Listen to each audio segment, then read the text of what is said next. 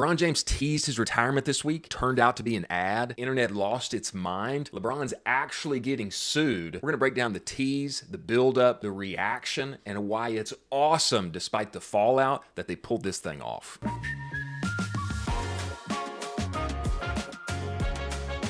If you don't know who LeBron James is, he's probably the best basketball player on planet Earth who can still get out on the court and play. In the history of the game, he's solidly number 2 right after Dirk Nowitzki, the dunking Deutschman. This past week, he released this post, the decision of all decisions, October 7th, 12 p.m. Eastern Time. If you know sports history, you know the decision is a critical point in LeBron's career and in all of modern basketball's history. The second decision, what's that referring to? His retirement. The guy can't play forever. His son is actually on the Los Angeles Lakers right now. That tells you how old he is. He can't play forever. When one of the greatest of all time steps down and stops playing, everybody who's invested in the game, even casuals, want to see for one of the last times live in living color. It's a big deal. This post got 82 million impressions on Twitter alone.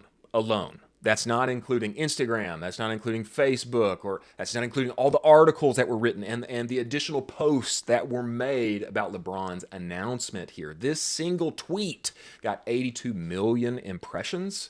People started freaking out. There were betting odds that were released by Play Profit giving LeBron a 52% chance that he actually announces his retirement. There were people betting on that, okay? This is how huge a deal this is. Green Screen Mafia got in on it too. I loved this guy's post breaking down what LeBron's wearing, the set itself. Could this be marketing? He inserts it. This could be one big marketing play from a marketing genius, he says. That's actually going to turn into a lot of fallout. He recommends against that. He says this guy better be actually retiring. But he insinuates this looks like marketing to him. Sways can ball. This guy's... Sways can ball. I like him. They're saying this looks like the Snoop Dogg announcement from last year when he said he was going to give up smoke, which I loved, by the way. And this turned out to be an ad for a solo stove. Yeah, the smokeless outdoor stove. You can light a fire and it doesn't blow you up with smoke, and it's really nice. They're saying this in a negative way. I don't know what the situation was with the business, but the CEO eventually got let go shortly thereafter. And the public at large placed the blame on his decision to pay Snoop Dogg to launch this commercial, and they said, hey, it didn't go well. It got plenty of eyeballs and clicks, it didn't get enough funds, and thus the CEO had to be let go.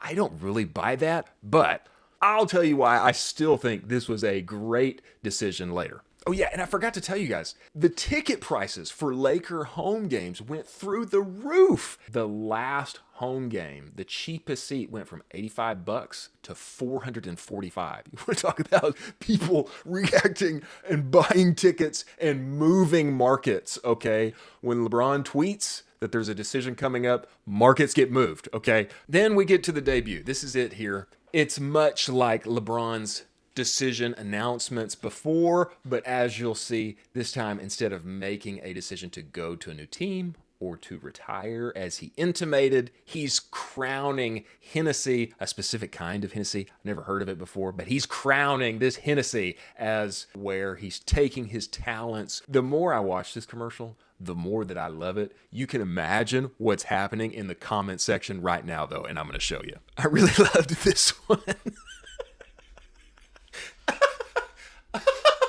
I love this one. As a wise man once said, memes make millions.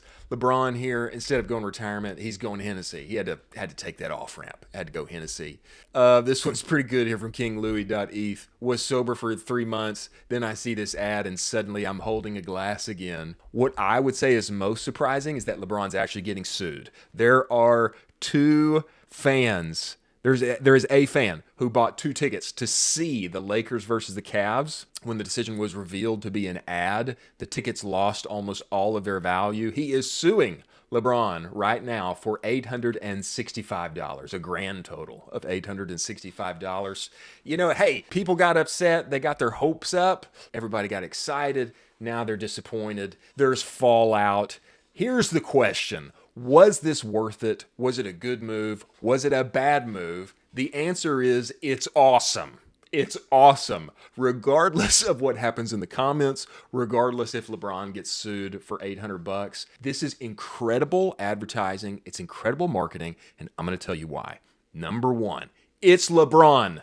If you're on this marketing team and you get word that LeBron is open to sending a tweet on your behalf, and getting lots of people interested in what he's about to say, and then he's going to say it in association with your brand, it is awesome. Whatever he will agree to, you do, okay? That's number one. It's LeBron. And then you put that on your resume forever. Okay, you put it on your personal resume.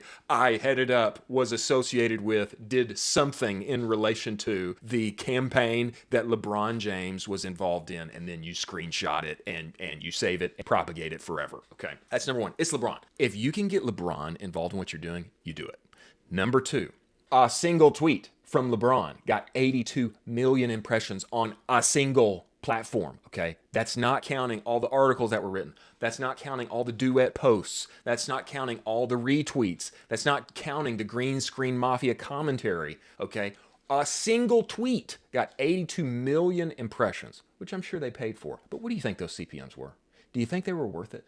Do you think just a few more eyeballs got positioned toward Hennessy than would have before? I think so. I think they were better off return on investment getting LeBron to tweet a sentence or two than spinning up another Facebook ad campaign. Number three, this is my strongest take of all. There's almost, okay, I'm not saying there's no, but there's almost no such thing as bad PR. There is almost no such thing as bad PR. Guys, it's not the 1990s anymore. It's not the early 2000s. It's not even the 2010s, okay? We live in the attention economy. And if you can get mainstream media news, if you can get social media, if you can get the neighbor down the street to actively talk about you, it's going to mean more dollars for your business. This has been proven umpteen times. I don't have to reference political examples, this or that. If you can get people to talk about you, it will be a net win at the end of the day. Even if you get more haters, if you become divisive, there's going to be an increase of people who actually love you more as well as a result. There's almost no such thing as bad PR. Even though there's fallout, even though there's people suing LeBron, guess what? There's a whole lot more people, at least 82 million, that are talking about Hennessy this week that weren't before. This is a net win for the brand. It's huge. Everyone associated should be clapped on the back and given a big bonus. I've never even heard of this type of drink from Hennessy. Now I am aware that it exists, and forever hereafter when I see it, I'm going to think of LeBron and him crowning that thing with his hands. Brilliant idea. Great move on their part. Lastly, number four. This is not just a win for Hennessy. This is a win for everyone involved. It's a win for LeBron. It's a win for the Lakers. It's a win for the NBA. It's a win for the brand. Why? Because every company, every brand has a group of fanatics, a core audience that loves them, that will eat everything they put out, talk about it, circle it around, create rumors about it, spin it back and forth to one another, talk about the positives and the negatives. Every company has those. You have your core audience who will always be excited regardless of what you do. That's not the vast majority of people. Most people don't care who you are and don't care that you exist.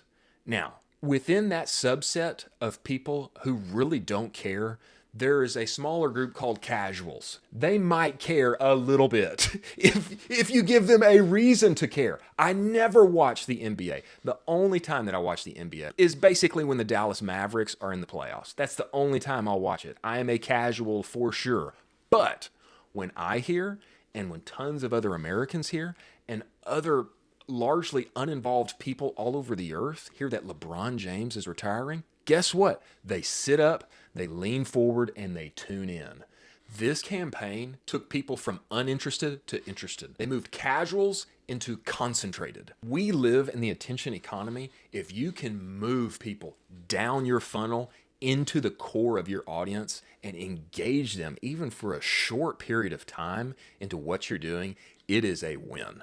I loved the Snoop Dogg campaign I don't know the details, but I disagree totally. The entirety of their business, good, bad, and ugly, hung on the profitability of the Snoop Dogg campaign. No way. No way. And you know what? Talking about it, even after it was long over, that's a win. Snoop Dogg, Solo Stove, it's a win. People are talking about it. Remember, there's almost no such thing as bad PR. Hennessy, everyone involved, LeBron James, great job. We're going to be bringing more of these to you. Follow, like, subscribe, do all the things. Talk soon.